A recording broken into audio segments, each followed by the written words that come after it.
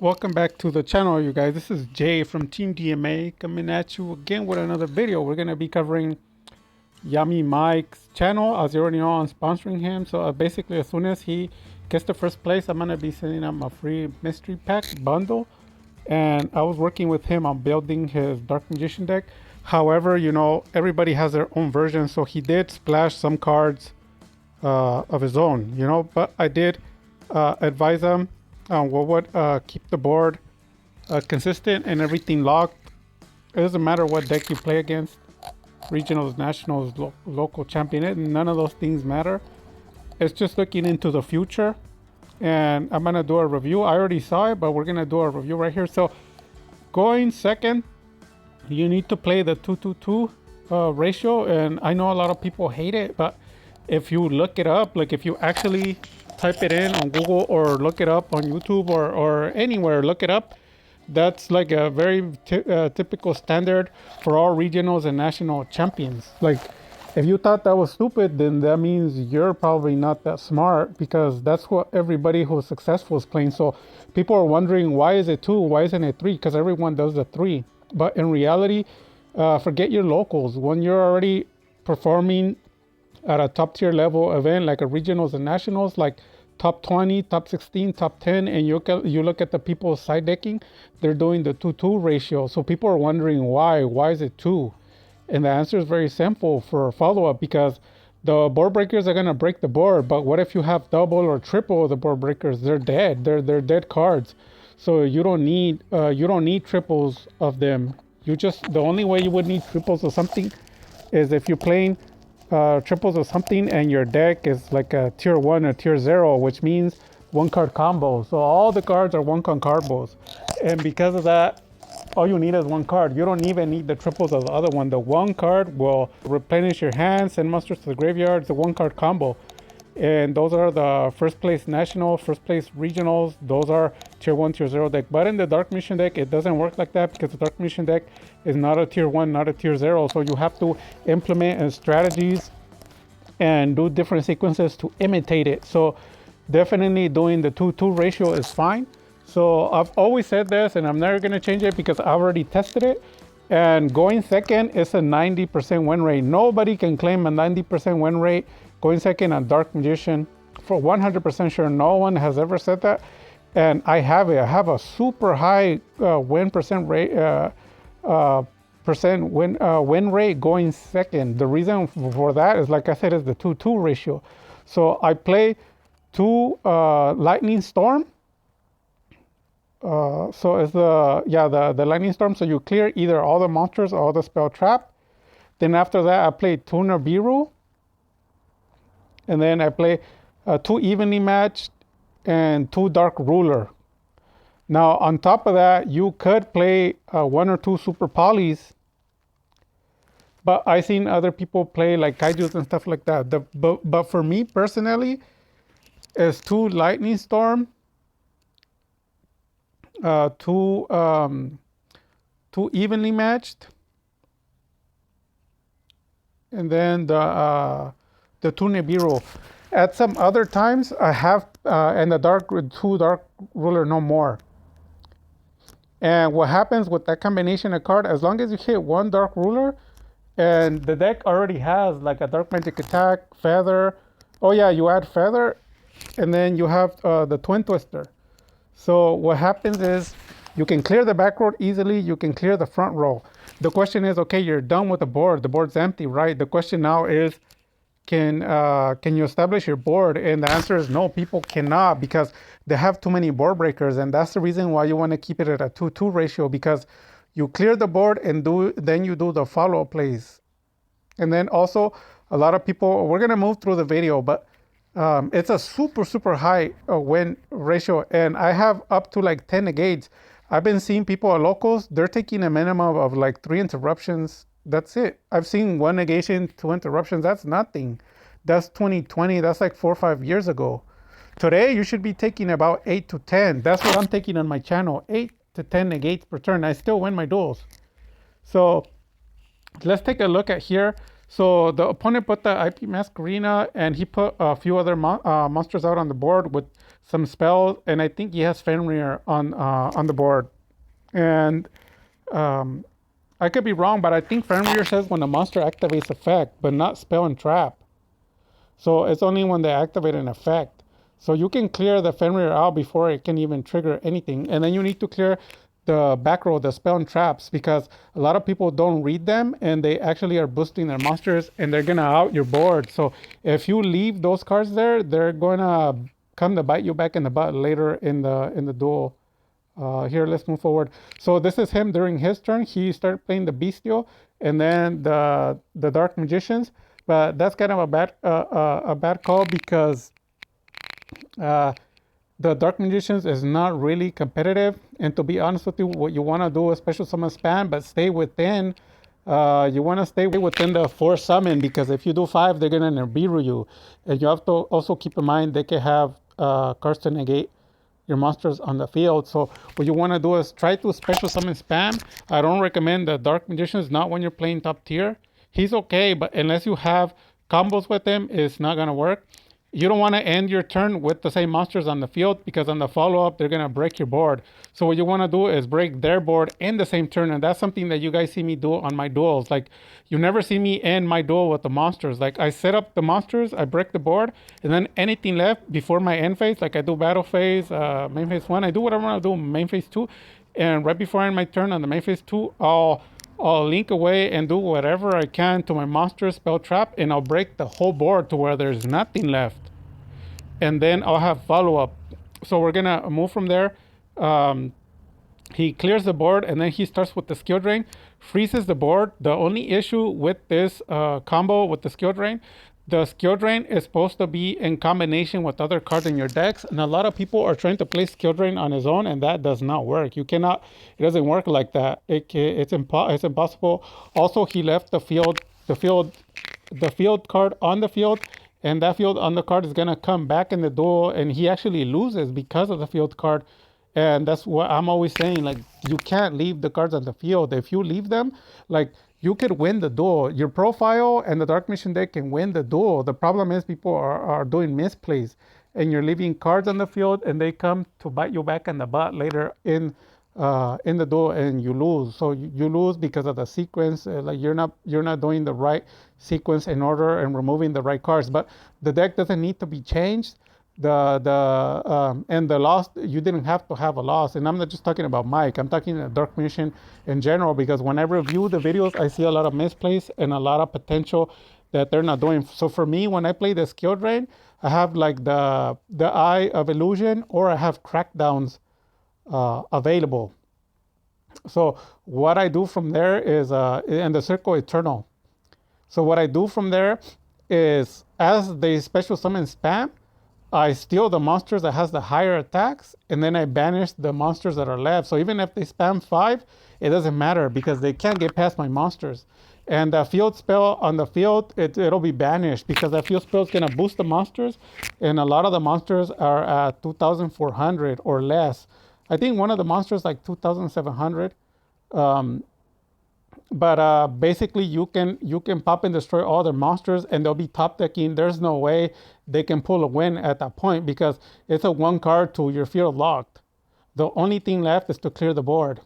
And also playing a bit of Floodgates can control it, because even if they summon all the monsters, you activate your Floodgate and it clears the board. You're fully 100% in control.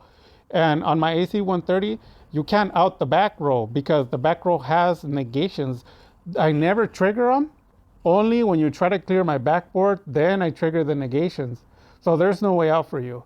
So at this point, he left the field spell, everything's locked, but the drop power is bad, and that is a bad sign. Usually what I do, like to create my AC 130, I play the skill drain, and then I see my speed. If I don't have enough drop power, I change the cards, and that's exactly what I did. I changed my cards. After I changed my cards, when skill drain is active, my drop power is still alive. Whenever you play a skill drain, you need to look at your hand and your field. If you don't have draw power, you need to get rid of those cards and add draw power. The skill drain is supposed to work as a combo with draw power. The skill drain is meant to stop your opponent, but it's supposed to make you go faster. So we're gonna move. So at this point, he has the what's it called? He has the two bestial, and then he has the skill drain, and he played Pot of Prosperity. I don't recommend that. I actually told them don't play that because I don't remember if it goes through the deck or through the what's it called, through the extra deck. But the thing is, you need to draw two. You can't just draw one. It's not enough draw power. You gotta have more. So what you do is with the like with this combination, I would have switched to to a twin twister for that. What I would have done was I would have discarded, and then I would have I would have attacked to clear the board, and then I would have triggered a twin twister. I would have discarded to pop the skill drain, and then what I done from there, I would have linked, and then the dress room will pop something, and then I would have linked to Sky Striker Azalea to pop again, and then it does a third pop with attack. So the board will be clean, and then after that, you should have cards on your hand or on the field to continue to either draw or protect. But if at any point or at any time you're either locked by your own cards or you're locked out by your opponent, that's a sign that the percentage of you losing has already gone to, I wouldn't say 100%, but it's increasing. Every card played can either increase or decrease your win rate. When you notice that it's decreased, you have to decrease it back down. So at this point, he has it frozen, but he doesn't have any follow-up. So from here, he got rid of the monsters to bring out the Guardian Chimera, I believe. But at that point, like I said, just like I said in the future, because I know everything before it happens. I don't need to see it. I already know. So with skill drain, a lot of opponents special summon spam, and that's normal.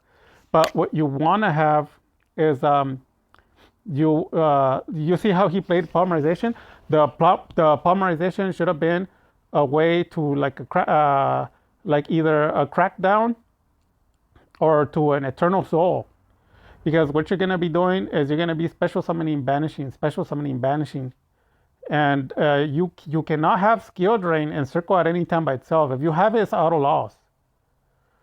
The circle and the skill drain are supposed to have follow-up combos. It's a combo. It can't be played by itself. Played by itself is an auto loss. You're actually killing yourself instead of helping yourself. So definitely the polymerization, and there was a few other cards that were in the deck that are not part of the combo. And because they're not part of the combo is dead. So what does that mean? Well, you're gonna lose. So the cards that I would actually recommend would be like Crackdown for the Super Poly, and for the other card, the drawing card, a way to get to the Eternal Soul. So you can special banish. And those cards that are in the field, they're the ones that made him lose because they boost the monsters. And some of those spells in the Cashier deck can remove cards from the graveyard or from the field, or they can even pop cards on the field. So you don't want to leave them. So those cards stayed on the field way too long. They were there for like 3 turns. And that was his downfall, because after that, it's a FTK OTK for him. Well, it's a OTK for him. So you don't want to do that. And he did manage to summon the, what's it called, the Dark Magician, but it was too late, and he never touched the what's it called, he never touched the field spell card and the spell in the back. So those boost their monsters. So what you want to do is either during your turn or his turn, you want to activate it, banish the field card that boosts the monsters, and he's going to hit you. And then when he hits you, then you trigger the Eternal and you banish the last one. So the Dark Magician is like a defense with the banish. But you cannot trust on the Dark Magician coming back just to banish. It's not good enough, because it's gonna banish one monster and they're still gonna clear your board because the opponent is special summon spam. So that's why you need Floodgate or special summon spam from yourself, or defense here, like a Crackdown would be super excellent. I would definitely banish the field spell card, lowering all the attacks, so then they can't get rid of Dark Magician anymore, and a Crackdown. So I would attack, banish, and they're basically locked. There's nothing they could do. They would have to pop the back row, but like I said, you should have back row protection in your deck. So there's nowhere to hide, nowhere to go. The evenly match won't work. the Lightning Vortex, Feather, any card that they play will not resolve. It will not help them because the board is completely locked. And this is just one combo lock. The deck has way many, and that's why I strongly advise people to play the AC-130. The other deck he had, that deck could definitely be murdered by the AC-130. This one's for sure, 100% sure. I get rid of these decks easily, but definitely never leave their back row active, and then the monsters, you gotta control them. You can't let them special summon spam. And when you have the lock on, you do have to have combos. It can't just be the lock by itself. It's gotta be combos. And I think that ends the video. He did take a double loss on that one. I didn't cover the second one, the second duel, because it was a similar situation. But yeah, there's a lot of cards that he has to change. He has to change on this deck because the skill drain's got to have combos. You can't have the skill drain by itself. So like I said, cards that combo with the skill drain are Eye of Illusion. So when he attacks, you can change the attack to another monster. So he'll attack himself, and then Dark Magician will banish the other one, or the monster with the highest attack. You can do it after it resolves. So you'll get rid of two monsters, and then when it's your turn, you link, and then you special banish, and then attack. Or you can attack. You can attack. Yeah, you can attack and somehow find a way to dump it to the graveyard chain, special banish, attack again. Or you can have another Dark Magician.